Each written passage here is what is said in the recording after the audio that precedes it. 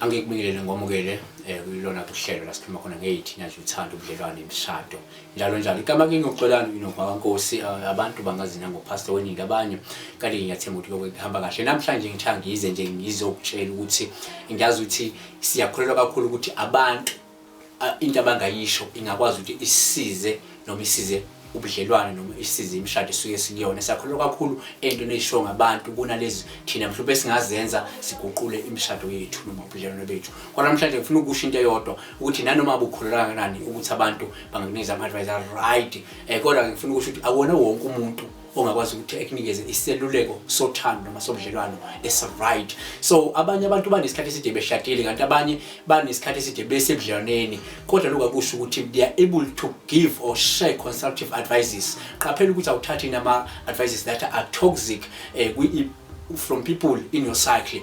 Kumqoka ukubheka ukuthi the advices that are given to you inoma ngabe ubani osondelene nawe akunandaba ukuthi useshadile noma akashadi usenesikhathi eside eshadile noma unesikhathi esincane eshadile useku relationship noma ake ku relationship but kubalekile ubheka ukuthi lama advice abakunikeza zona are they constructive noma are destructive before uzo apply empilweni yakho. Ngifuna ukusho ukuthi kunabantu abangakwazi ukuthi bengakunikeza ama-advice aneyisobululo. Kunabantu abangeke bakwazi ukukusiza ukuthi uthole isixazululo kwinkinga yakho. Kunabantu abangenza ukuthi kugcine izinto zi-worse ku-relationship ngenxa yama-advice abakunikeze wona. Hayi ngoba behlosile kodwa ngenxa ukuthi abanaso isiphiwo sokubona inkinga ukuthi uma inkinga idinga siphi isixazululo isona siphi isixazululo esenza ukuthi le nkinga obhekene nayo ikwazi ukuthi iphele noma inciphe noma ingakwazi ukuqhubeka yabona.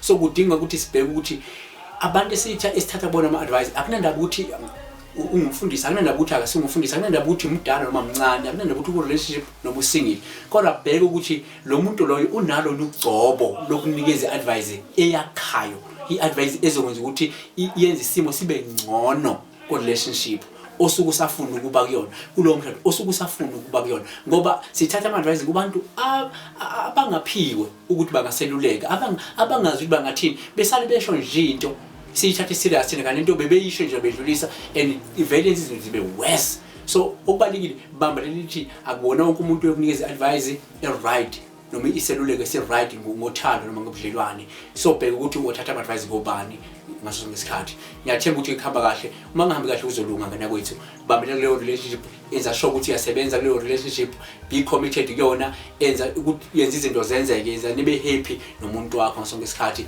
Ungakhohlwa ukusubscribe kuyona i-channel ungakhohlwa futhi uku-refer nakwabanye abantu ungakhohlwa nokukhuluma nokushare imibono nayo ku comment box and email address ngiyashare at the end of the video. Mina kayigama uqolani ngithi oyifisela kona okuhle nofisela abanye abantu uNkulunkulu uzoku-apply empilweni yakho. Thank you.